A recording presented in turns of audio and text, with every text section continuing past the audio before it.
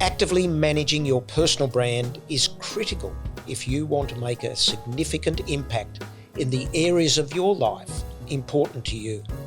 I'm Garry Browne, the Personal Brand Catalyst. I've spent most of my life working in the world of branding products. More recently, I've been exploring the world of personal branding and wrote a book on this, Brand New, Brand You.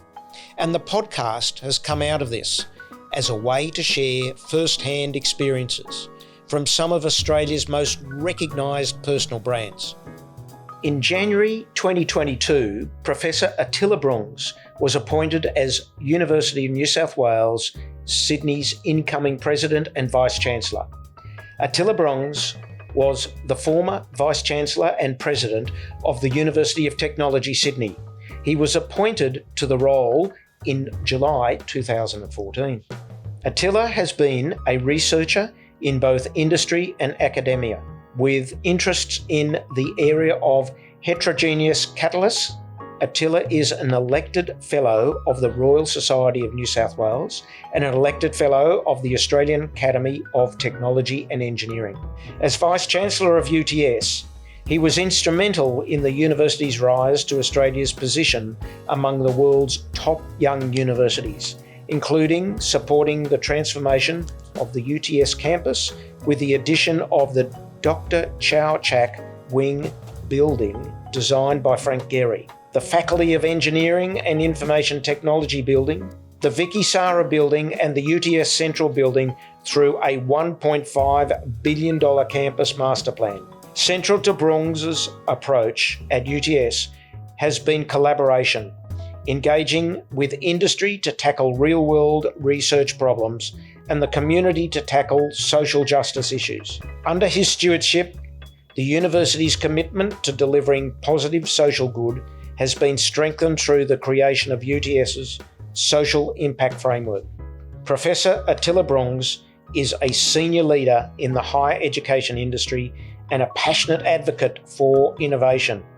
He believes that universities not only have a responsibility to prepare students for the jobs of the future, but also to help create jobs for them to go to. Attila grew up in Sydney and is married to artist Kate Gradwell and share 2 children together. He is a member of the Sydney Sabre and UTS Fencing Club. Attila, welcome. It is an absolute pleasure to have you. What a diverse and interesting career you've had so far, but also your interests are incredibly spread through academia, through sport. How do you look at yourself in terms of the way you position your brand? Thanks, Garry. Thank you very much for having me today. It's a real pleasure to see you again. Let me start off by saying, again, as a scientist, that's my background as a scientist, I don't necessarily identify with the word brand, but you and I have had conversations about this before. And what you mean by brand and what I mean by reputation, by your character, by your authenticity are the same things. Often people, particularly from scientists, we review brand as something you do washing powder with, okay? Whereas what you're talking about is a much richer, fuller, more authentic and coherent understanding of self. So I'll use the word often reputation more than anything else, but for me, reputation and as a scientist is incredibly important. There are many things that happen in your life. I've got a broad range of interests. Things happen to me. I can't control external circumstances. What I can control is how I react to the world around me. I can control what my aspirations are, and I can control how I try and achieve my goals. And as you see, a lot of this is how do I make society a better place? And the way in which I go about doing that. All of that is within my control. There are so many things, particularly as I think about the last 2 years, that are entirely without my control. And as I become older and wiser, one day I really do hope I'll get to the wisdom. I read a book once as, wisdom is knowing those things which you can change and those which you can't change, and the ability to tell the difference between them. But back to your original question.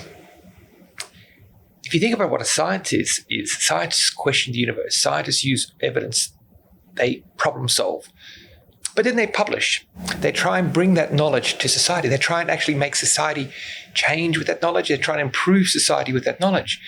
Now, unless they're trusted, unless they have a reputation, that becomes incredibly hard to do. Which, once again, I go back to your point about how important reputation, authenticity, your character is critical sort of stones of society in general, I think. So let's take the tact that scientists make their assessment based on fact. When we are positioning ourselves or positioning a brand, we have to recognise that perceptions got a lot to play in the overall shaping of a brand. And sometimes fact, not necessarily perception, but perception becomes fact. Absolutely. Now, and perception is really, really important. So when you think about your reputation, when you think about your character, perception, I suppose this is trite to say, but often perception becomes fact. Now, as a scientist, I know there are facts and there is perception, but I think to underestimate how other people view the world, what their perceptions are, and to write them off of saying, I know that this is X. The person may perceive it to be Y, but it's actually X, is actually unhelpful. Okay, because through their lens, through their life experiencing, they think it is something else, and that's what their perception is. So one of the important things I've always found, particularly in leadership, is how do I make sure that I'm trying to understand people's different backgrounds, their different characters, their different perceptions, because that is absolutely critical in being able to connect with, engage, and communicate with people. I think you often have, we would have seen in society recently, a lot of the debate around vaccines. All the experts are telling us one of the worst things you can do with somebody who has a problem with vaccines and may have read on social media that vaccine, is a Microsoft chip to control your brain. The worst thing you can do is to say, you're an idiot, that's wrong, okay? Their perception is different to yours.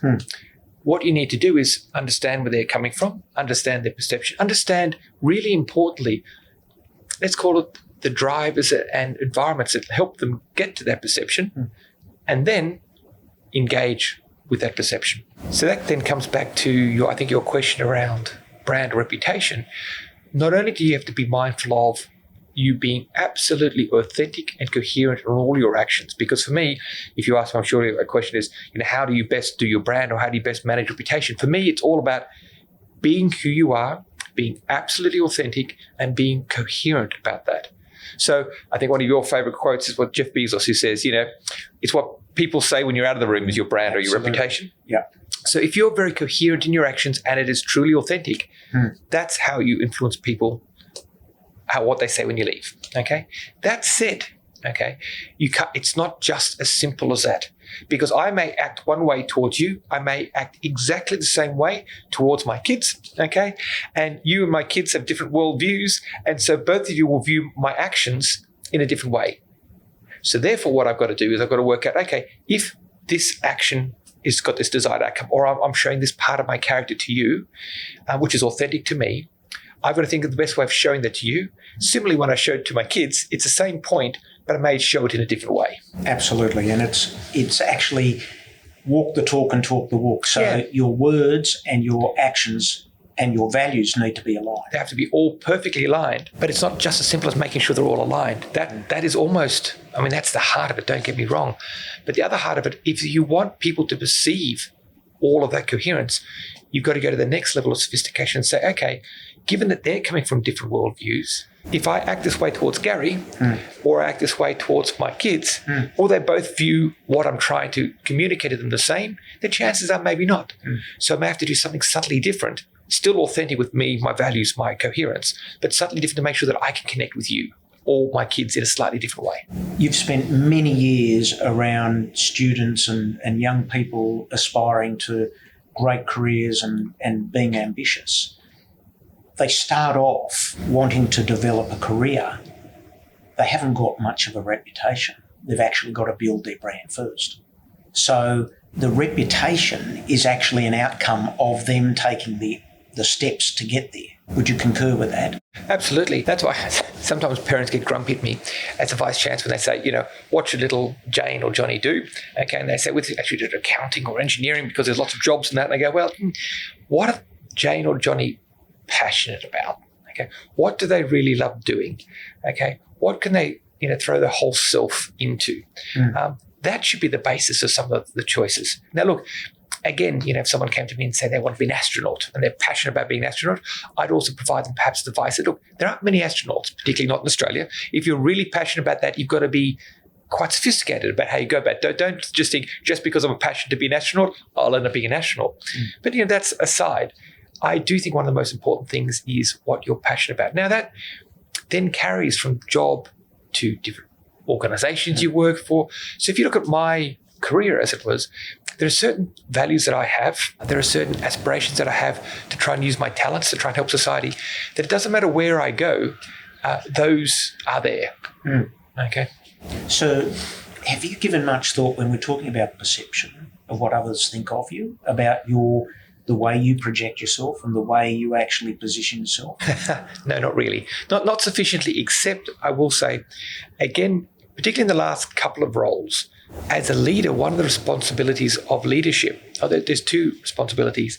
Back to, I think you said, remember, you've got to make sure you walk the talk. So if I say this is important for UNSW, or when I worked at SARA, this is important for CSRO, or this is important for UTS, say the last three places I work. If I don't live those values, if I don't project those things which I'm saying are important for the organization and important for the organization to do to society, then people will immediately perceived a coherence gap. That doesn't necessarily mean in all organizations I personally have to be exactly aligned with the exact sort of set of values of the organization. I would be pretty aligned. I mean, to tell you the truth, I wouldn't work in an organization where I wasn't very aligned. No. But not all aspects of, say, the character of UNSW are aspects necessarily of my character. I'm very aligned with UNSW's values. A lot of them speak to my personal values. That's why I joined UNSW. Similarly, I joined UTS because its drive for social purpose, like UNSW's, is something speaks to me as well. But as a leader, there are times when you need to think through, I'm in this audience at this time, this issue's facing us.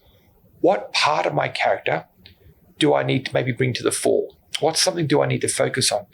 I say a challenge I have at the moment, because I've just started at UNSW, is people are looking to me to say the first things that I talk about, the first places I visit, the first conversations I have, people are looking to see, is that where Attila's priorities are? So, that's something you've got to be mindful of. So, long-winded answer to your question, I don't necessarily manage my reputation or brand, but what I do manage as a leader is what things of my character are important, and when should they come to the fore? When did you first sort of come to realise how important reputation was in your overall branding and the way in which you position yourself, if you like, within the environments in which you play? I was fortunate, to tell you the truth. Once again, and again, the question, I'm slightly twisting your question, because I'm not really sure I ever recognized manage or my brand. But what I do recognize is how critical reputation is to the success I wanted to have. Okay, and how critical it is, this what is authentically me, and how I have to I've got to make sure that. And I'll talk later about, there are times that it's tempting to hide parts of your character or to fit in with the flow or to do things differently. And I'm a pragmatic person, and sometimes you have to compromise is very important. But there are some things you absolutely need to compromise, outcomes, but there are things about yourself, your character, you've got to be coherent from one room to the next. So when did I realize how important it was? I mean, to tell you the truth, I was fortunate in that my father was also an academic. And I went to his university, which happened to be UNSW, when I was young, while I was at school. And he had a reputation for being scrupulously honest, caring, and a good problem solver. Now, I then observed how, and that's him, okay? And I observed how that reputation of being honest, caring, and a great problem solver assisted him in getting done what he needed to get done as well, and how important that was. So let's say that was early on that I did recognize the importance of integrity is absolutely critical to any role, but particularly as leaders. Unless you have integrity, I don't know how you could lead without integrity. I just don't know. So it was more your parental or father's influence that really gave you that pointer. Yeah. And I think I probably have the same sort of experience of recognising how important my father was very much emphasised how important reputation was. And following on, reputation is everything. You lose it. You can lose it quickly. That's right. Absolutely. I mean, another story, one, I was actually with my father, and I also probably learned it early on from my mother. I mean, she, again, had a reputation. I mean, I'm the oldest of 7 kids. And so she had quite a challenge, parents did, in raising and looking after us all, giving us all that we needed. All my values sort of stem from my parents and my family, my broader family. And I'm so grateful to that. But similarly, my mother, I observed, she would be herself in whatever company. She was quite outgoing. She was incredibly caring. She could engage with people brilliantly. And I noticed that she never, growing up, there were certain times you'd be in different circumstances. And I won't go into stories, but sometimes were quite tough. And by just being herself, she would disarm people. She could connect with people. And then she got, again, a reputation of her authenticity, her integrity. So when we talk about values, how did you start to establish your values and what you stand for today? Where did it originate or emanate from? So I think probably you can see from the last answer, it emanated from my parents, not just my parents, but my broader family, my siblings. I'm the eldest, but I have learned incredible lessons from all my siblings, and I continue to learn lessons and get inspired by my siblings all the way through my life, even when they were very young. I won't get into boring kiddie stories, but I remember once looking at one of my sisters, and she's only 4, and I can distinctly remember the day. I won't get into the story, but she taught me a really important lesson about life just because of how wonderful she was. So I think that's where it started, to tell you the truth. But I think importantly then, the friends that I chose, wanting to, again, as a scientist, trying to keep an open mind. And for me, while I'll say that my core values probably were formed early on and haven't changed, let's say my world view have changed somewhat, okay? How my values manifest themselves, how they connect, I think has changed. I remember I came from, a particular cultural background. My mum's Hungarian and so on. And I went to university and I met people I went to UNSW and I met people from so many different backgrounds and different worldviews. I was in heaven. It was just awesome. And so I think the way that I view the world fundamentally shifted during my time at university. Then I went to Oxford for a little while and again met people from all around the world, different worldviews, different perspective, different lived experiences. And it just gave me, funny enough, that gave me early on an insight into how powerful true diversity of thought can be, and how important it is to have, what I call inclusive leadership, which is making sure that everybody contributes from their diversity. And that was just something I learned early on at both my undergraduate at UNSW and my PhD at Oxford.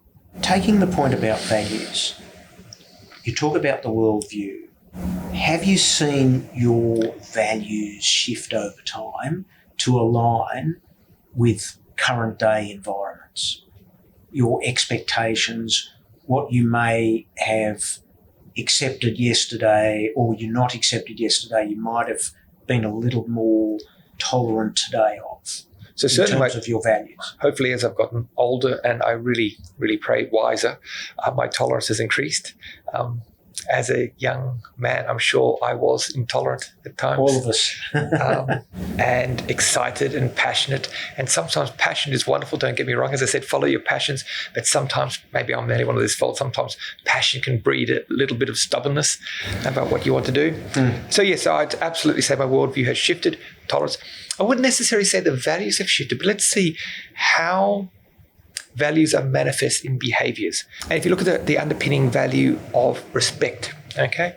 So how we show each other today that we're respectful of each other is perhaps quite different to 30 years ago, okay? Now, maybe not. Maybe you could say some of the behaviors then were just never respectful, and I agree with that. There are some behaviors that you look back in time and you go, geez, how on earth did I think that was all right, okay, even back then?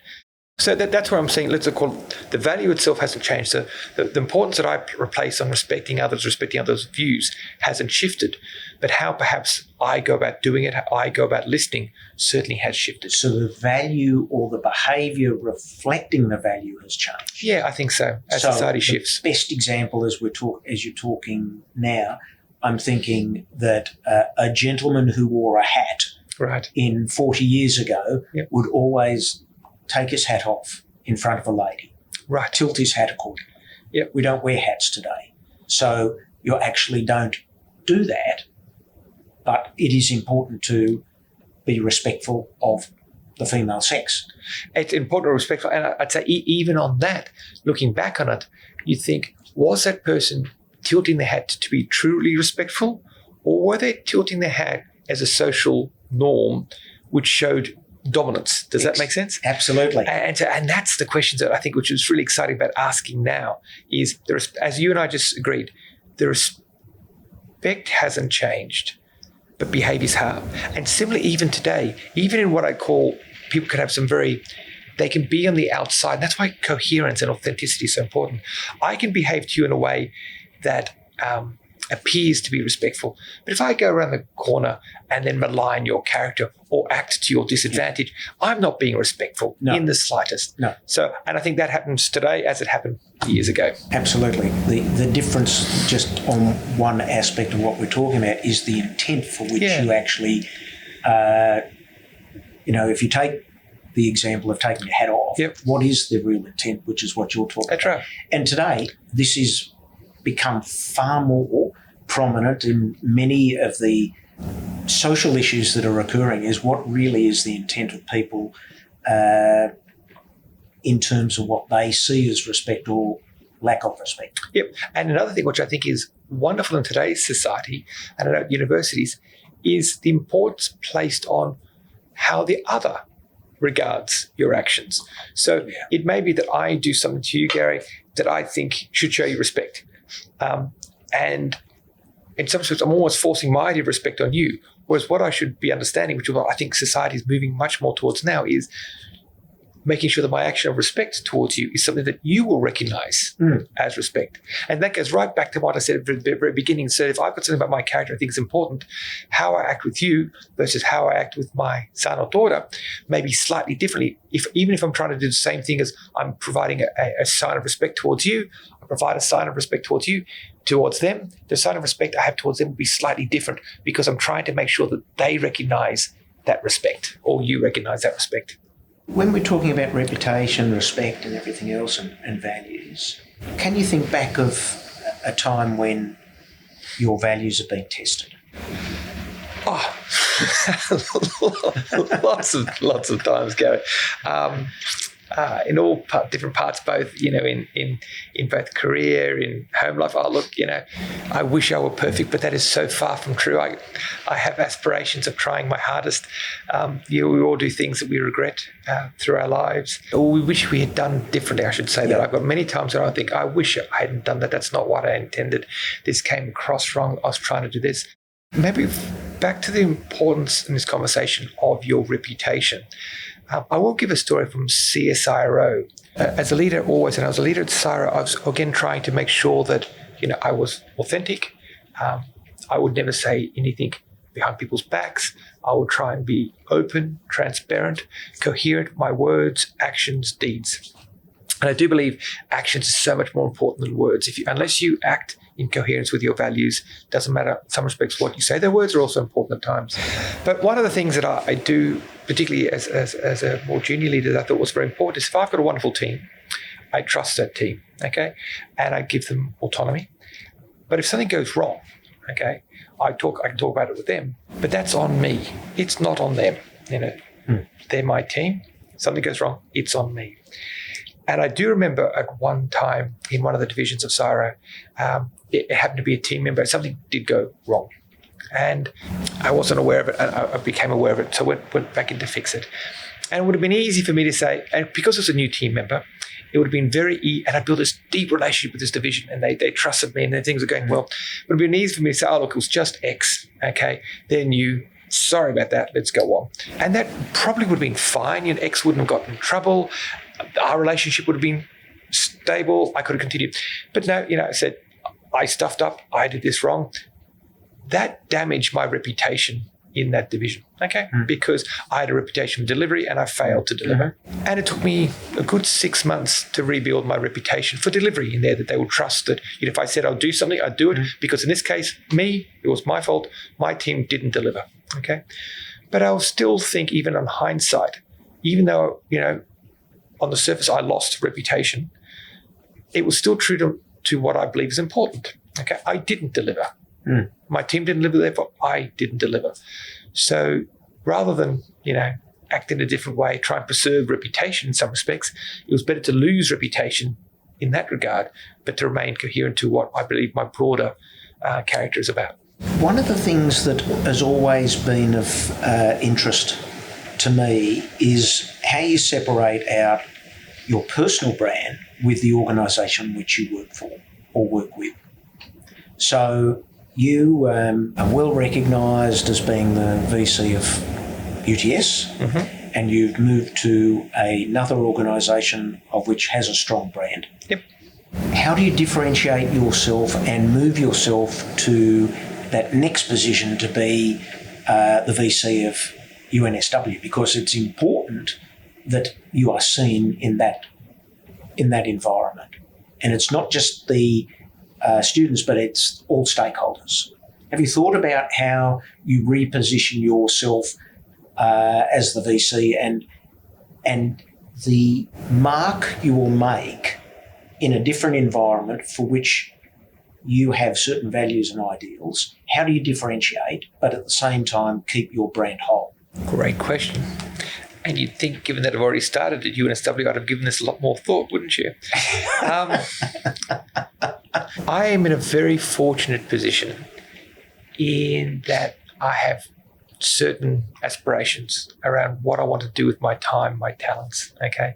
And again, what I'm saying is I'm incredibly fortunate in that I get a choice of where I work. So the choice I make is to make sure that the organization I work for has let's call it a core of very aligned values to what I think are important. So universities, as I'm sorry to say, universities as a whole share a set of values as public institutions. I mean, you heard me say at UTS, universities are public institutions. We exist for social good. I say the same thing at UNSW because I passionately believe it as well. I would not have moved to UNSW. And what attracted me about UNSW was, again, similar to UTS, they have this passion for social impact. They've got 3 pillars in their strategy. One, excellence, research, translation. The second one. The third one, social impact. So in some respects, I'm partly squibbing your answer by saying I'll only work in an organisation where there's a very strong set of values alignment anyway. What's different, however, is the way perhaps the two institutions are going around to deliver their missions, and which is great because they're complementary. And the second one is what is important to the institution at the time. So if I look at UNSW, for example, there are aspects of what I think are important that I didn't need to focus on at UTS, but I'm now focusing on UNSW because they regard it more important than UTS did. Some of the other things which I thought were important that I was passionate in UTS and I do are less important to UNSW, so I don't need to do those as much. Okay, so for me, it's not about different values or even repositioning myself. It's about the core values are similar, very similar and the same. It's about which parts of UNSW strategy, what they want to achieve, do I need to help support? Do I need to promote? Do I need to push? And therefore, people will perceive me slightly differently as Vice-Chancellor of UNSW to the Vice-Chancellor of UTS, just because, they'll always perceive me the same as Attila, regardless of where I go, is what I'm trying to achieve in society. But because I'll have different set of priorities at UNSW than I did at UTS, naturally people will look at me differently. So do people look at you as being a Vice-Chancellor, a professor, a chemist? How do people look at Attila? Again, that goes back to our very first part about why it's important just to be authentic and I have a broad set of interests, you have a broad set of interests, and parts of your character comes out in different circumstances. So, for example, when I'm fencing, no one would see me as a professor or vice-chancellor. I've spent my time fencing often with, 18, 20-year-olds who are so much fitter and more agile than me. They crush me. They view me as, a slightly old man who they like beating in fencing. Okay. So that's one particular view of me. I've got another view when I spend time, not so much now, but before when I was a surf lifesaver, again, people viewed me as someone on the beach. My family view me in a very different way. Similarly, in different let's call it, in different circumstances, even in the university. I'm sure this will be the same at UNSW, but it was at UTS. Some parts of UTS, because they knew me for years when I started off more as a scientist on the research side, they just viewed me as a fellow researcher. Okay. Other parts, of course, would review me as a Vice-Chancellor. Other parts, I know, just viewed me as a friend. So that's one of the complexity of reputation. And it goes back to what we said right at the beginning, is it's not just about you being authentic. It's about how people are also viewing you. And people will, due to their own worldview, see different aspects of you, as authentic as it is, that resonate with them. Absolutely. And your reputation and your brand is different in the different circles in which you are. No. And I was really more coming around to the fact of, in the work environment, the fact of whether they see you as a Vice-Chancellor, as the leader of the university, or whether they look at you, as you talk about, whether as a researcher. I mean, that I guess comes down to how you position yourself. And as I said in the introduction, you're a champion of higher education and being a well-known educator of young people taking on careers. That's probably how, apart from your position, you are a leader in the educational field. And it's something that I'm passionate about. So perhaps, I know that's how they viewed me at UTS, and I'm hoping that they'll come to view me similarly at UNSW, is as their chief cheerleader for the wonderful staff, a colleague who will support them to do the aspirations, their champion outside the organisation, because the Vice-Chancellor role is very important to talk to government, talk to business, everyone, and be a real champion of the university's aspirations. So that's how I know they viewed me then. That's how I'm sure they'll come to view me in time at UNSW as well. So where you are today, you've had a wonderful journey so far.